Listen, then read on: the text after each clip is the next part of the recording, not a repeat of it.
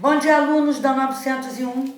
Hoje nós faremos a continuação das atividades da correção, revisão e correção das atividades da página 57, relacionado ao texto, ao artigo de opinião que foi ensinado na aula passada.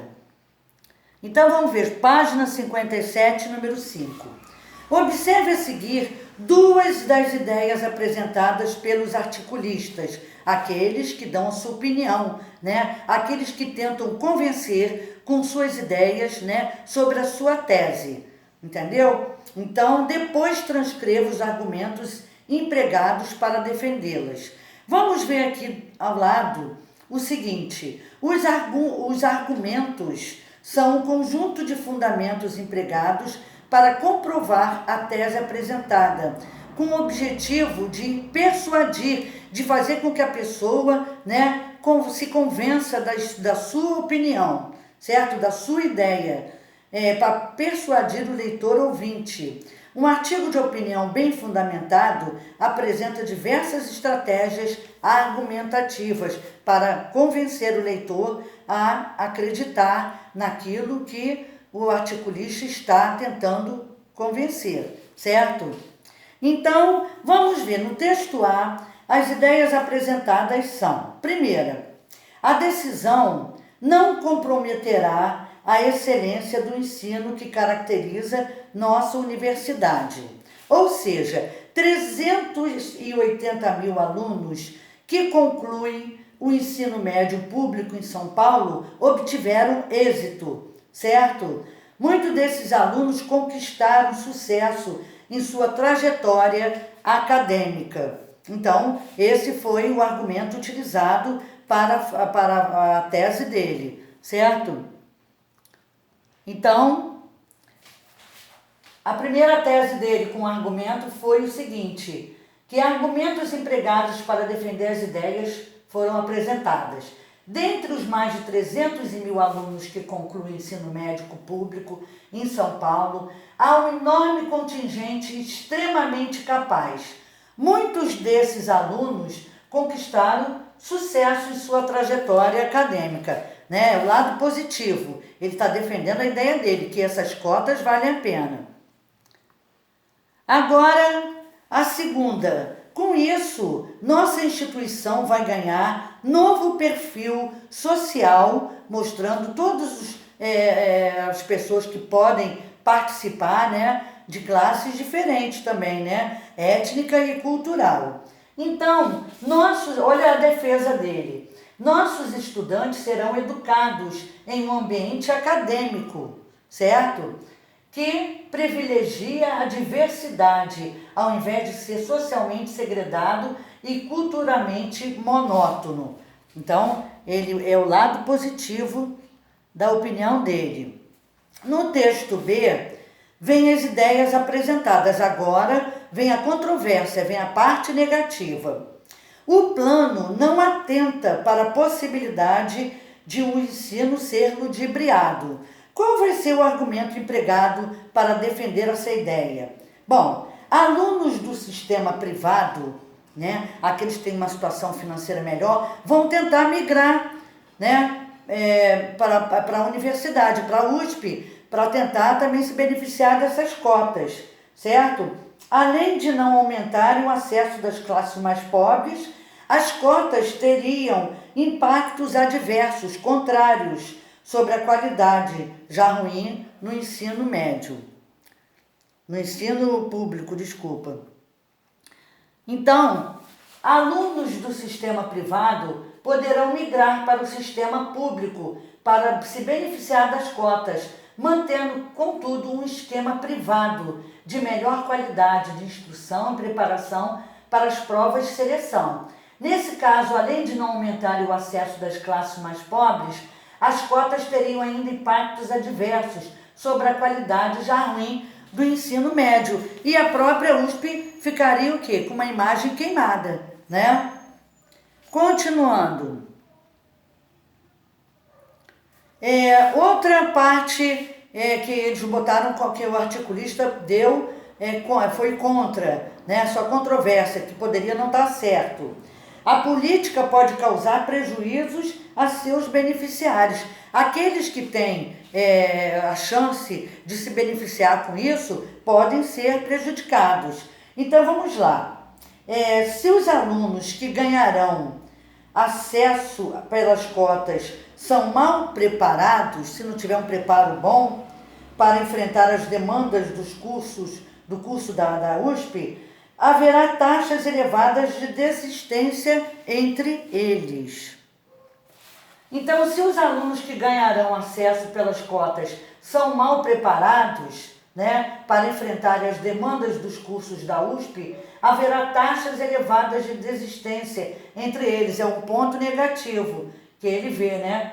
Isso acarretaria custos de oportunidade. O estudante, por exemplo, poderia ter concluído o curso em outra instituição. Já a universidade teve uma vaga ocupada por um não concluinte. Poderia dar o que passo para outro, né? Margem para outro. Página 58.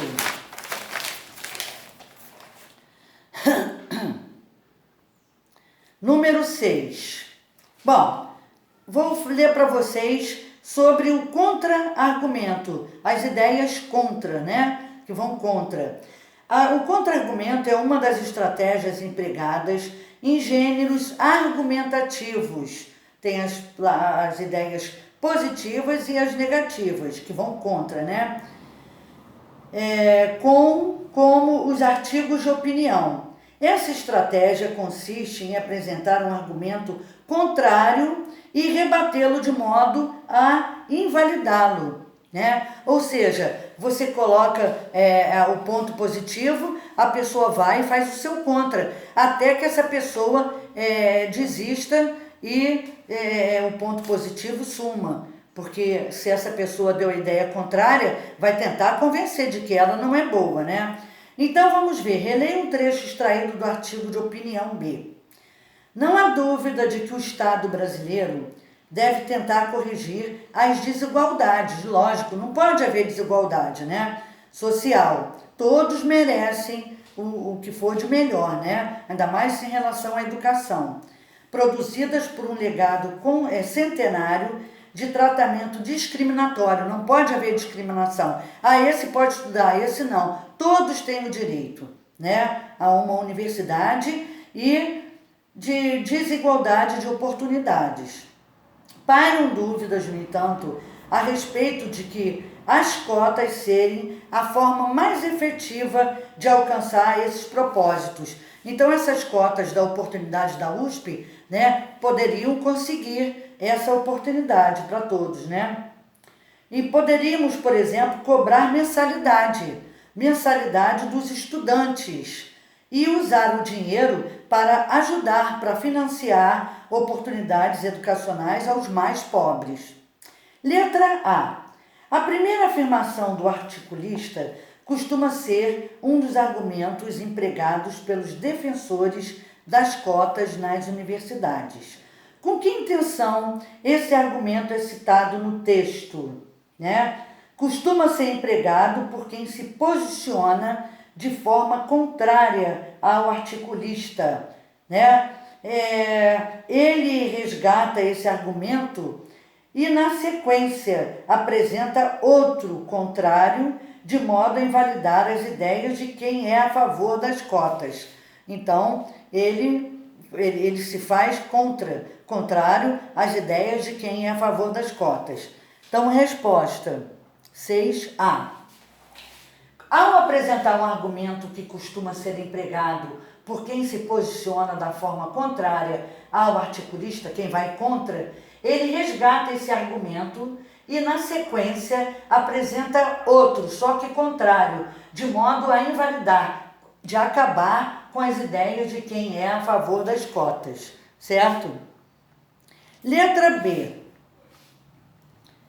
Observe a seguir algum dos argumentos apresentados pelos articulistas, né? Escolha um deles, você vai escolher um deles e criar um contra-argumento. É a opinião de vocês, certo? Então, no texto A, nossos estudantes serão educados em um ambiente acadêmico que privilegia a diversidade, ao invés de ser socialmente agregado e culturalmente monótono. Se vocês escolherem esses, você vai usar um contra-argumento, alguma coisa que vá contra essa ideia aí.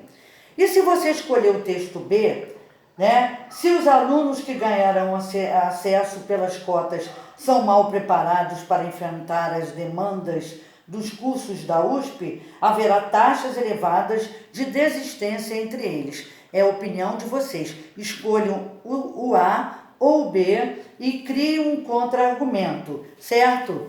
Bom, é uma resposta pessoal, mas há uma observação. Há diversas formas de construir contra-argumentos, com base nos trechos acima, ou um ou outro. No entanto, observe se os contra-argumentos se opõem de modo coerente às ideias apresentadas. O contra-argumento tem que ver se está coerente às ideias do que foi proposto, ou no A ou no B. Não pode ser de qualquer forma, ok? Então é resposta pessoal. Página 59. Número 7. No artigo de opinião B, identifique um argumento de citação de autoridade e explique com que intenção ele é apresentado, certo? Então, o articulista cita o professor Richard Sander, da Universidade da Califórnia, o qual verificou nos Estados Unidos a evasão no curso de Direito de alunos oriundos de cotas, né, que conseguiram as cotas. O autor usa esse argumento para endossar, né, para mostrar sua opinião sobre o possível fracasso da experiência na USP. Quer dizer, é um tipo de recurso que ele utiliza para mostrar que ele tem a razão, certo? Número 8. Sobre a conclusão dos artigos de opinião lidos, responda. Letra A. De que forma o artigo de opinião A foi concluído? Foi concluído com uma síntese, né? Resgatando a tese apresentada na introdução sobre o fato de a implementação das cotas na USP ser uma medida histórica. Então, com uma síntese, resgatando a tese apresentada na introdução, lá no começo, né, sobre o fato de a implementação das cotas na USP ser uma medida histórica. Além disso, recupera a ideia expressa no título do artigo, derrubar os muros. Esse derrubar os muros não é tirar os muros ao redor da USP, é derrubar essa discriminação. Todos, pobres e ricos, podem utilizarem, né, as cotas para uma melhor, né, para facilitar a inclusão na universidade, certo? Para facilitar. Letra B. E o artigo de opinião B? Como foi concluído? Bom, no artigo B foi concluído com uma proposta de intervenção, cobrar mensalidades, né, de alunos para poderem ajudar o quê? Aos mais pobres, certo? Então, com uma proposta de intervenção, cobrar mensalidade dos estudantes para financiar oportunidades educacionais aos mais pobres. Número 9. Releia os trechos extraídos do artigo de opinião A. Com isso, nossa instituição vai ganhar novo perfil social, étnico e cultural.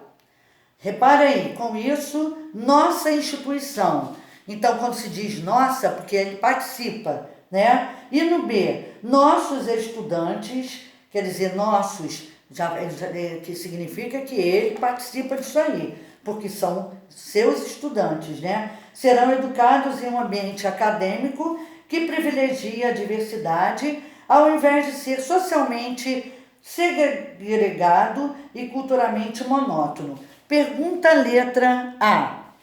Que pronomes possessivos são empregados nesse trecho? os pronomes nossa e nossos, né?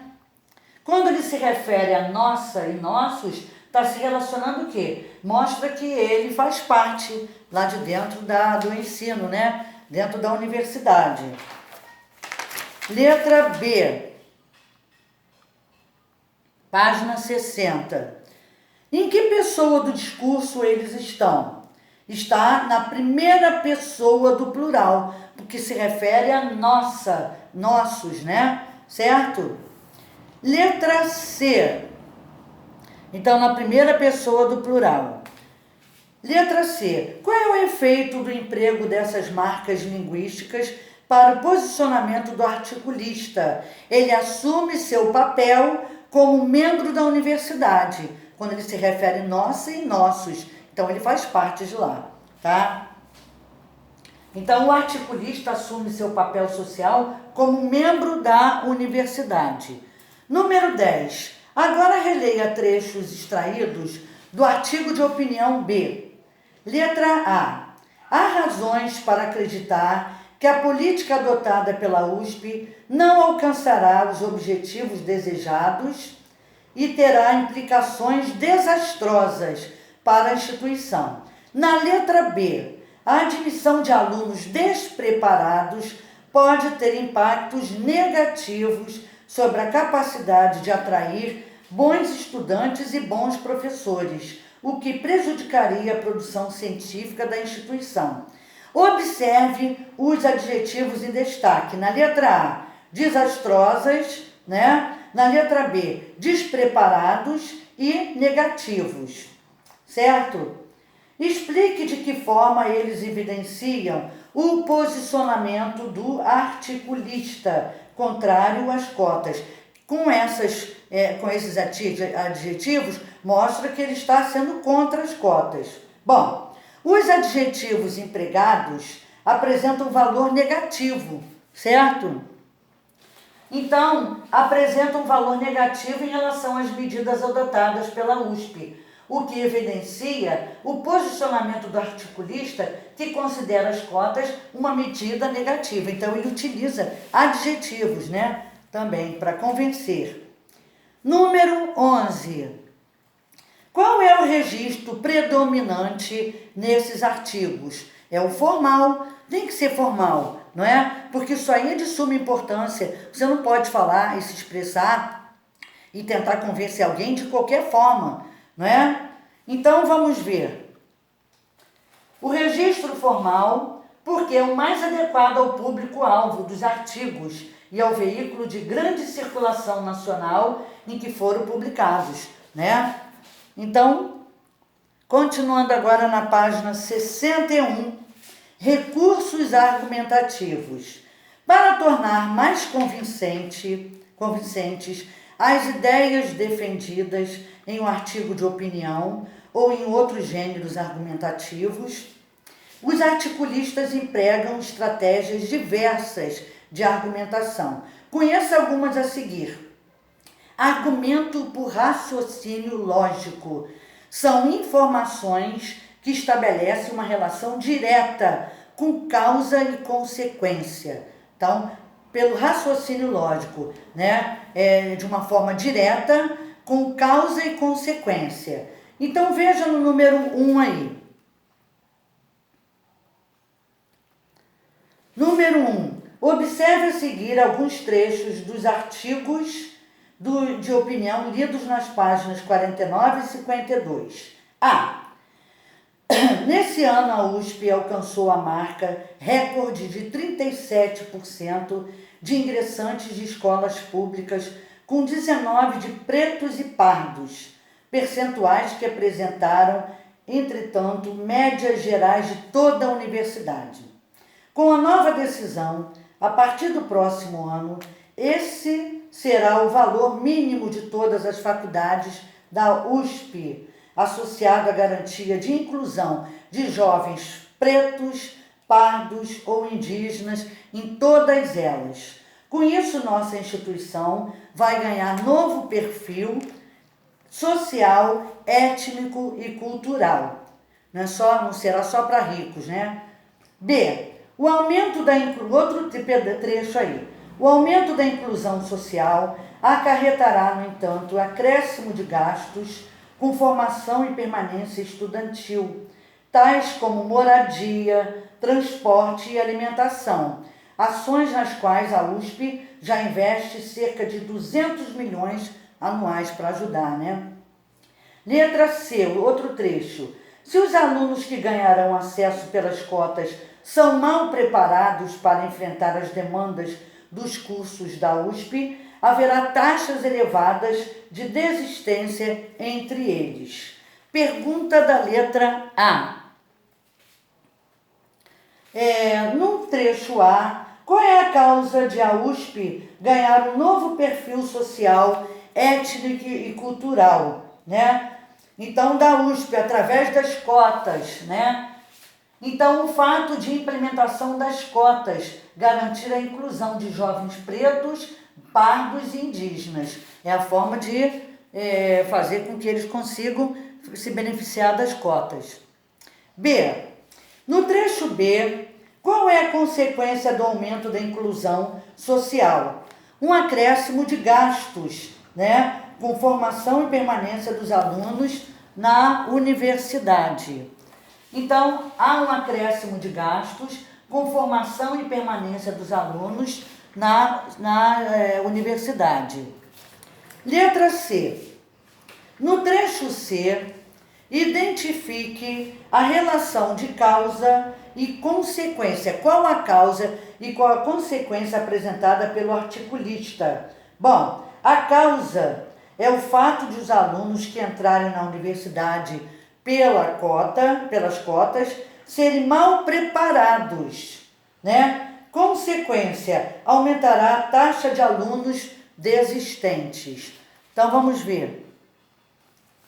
Causa, o fato de os alunos que entrarem na universidade pelas cotas serem mal preparados. Essa é a causa. Vamos ver a consequência. Consequências, através disso, dessas causas, aumentará a taxa de alunos desistentes. Para o autor, se o aluno for despreparado, não conseguirá acompanhar o ritmo da universidade. Página 62. Agora, outro tipo de argumento, que é por comparação. Comparar uma coisa à outra. Número 2. Leia um trecho de um artigo que trata do sistema educacional na Finlândia. Enquanto no Brasil há projetos propondo o aumento de verba do PIB destinada a gastos com ensino, na Finlândia o movimento foi contrário. Por lá, apenas 6% do PIB é dedicado à educação. E mesmo assim, eles lideram as avaliações internacionais junto com a Coreia do Sul. Já Ana afirma que a questão não é a quantidade de dinheiro separada para alguma coisa, mas como você organiza o dinheiro que usa. Lá há menos burocracia para se alterar a maneira como se gasta o dinheiro investido. Em poucos anos, a máquina administrativa foi alterada para que o investimento, embora não o maior do planeta, estivesse entre os melhores em destinação. Então, pergunta da letra A. 2A. Nesse trecho foi apresentado um importante recurso argumentativo, a comparação. Fez comparações, né? Que elementos são comparados? Então, as medidas educacionais aqui do Brasil, né? Na Finlândia e na Coreia. Fez a comparação das três, certo? Então, as medidas educacionais, como são aqui utilizadas no Brasil, na Finlândia e na Coreia do Sul. Letra B. Que informações importantes essa comparação traz entre esses países? Que o valor investido na educação não determina a qualidade do ensino. Às vezes você aplica muito dinheiro e às vezes a qualidade do ensino não leva a nada, não é? Então vamos ver. que o valor investido na educação não determina a qualidade do ensino. Letra C. Qual é a relevância de tal comparação? Essa comparação direciona o leitor, né, o que o autor quer concluir, que há outros aspectos que determinam a qualidade do ensino, para além do valor do investimento. Letra D. Que elemento coesivo foi empregado para indicar oposição, ir contra a ideia, né, entre as formas como ocorre um investimento na educação no Brasil e na Finlândia, né? Foi o elemento enquanto, certo? Que faz parte o quê? Da parte gramatical, né? Então é coesivo, de coeso. O elemento coesivo enquanto, que faz a ligação, tá? Então, olha só, outra estratégia argumentativa muito comum é a comparação, com qual o autor estabelece contrastes, fazem comparações, né? Fazendo paralelos, destacando semelhanças ou diferenças entre os elementos abordados no texto. Quando se relaciona algo pelas suas diferenças, ocorre uma comparação por diferença ou contraste, certo? Qual é a diferença do ensino aqui no Brasil para a Finlândia, para a Coreia? Então, é chamado de comparação, faz comparações entre eles, por diferença ou contraste, ideias contrárias, né? Página 63. Número 3. Agora leia um trecho sobre como se desenvolve a educação em diferentes áreas violentas do mundo. Olha só, infelizmente, em vários países do mundo, crianças estudam em áreas afetadas pela guerra ou por conflitos, que tornam extremamente difícil o ato de ensinar como de aprender. Algumas organizações acumularam aprendizados sobre como organizar a jornada escolar em campos dos refugiados ou em territórios em disputa, caso da Unicef e do Acno, que mantém escolas com bom nível de ensino na faixa de Gaza. Mas o mais triste é que, em países que não são afetados por formas tão drásticas de conflitos como essas, muitos alunos perdem aulas por guerras entre facções rivais do tráfico ou por incursões da polícia para enfrentar traficantes dentro do seu território. Recentemente no Rio, particularmente na Maré, isso tem sido frequente. Com isso, dois problemas relacionados vêm crescendo.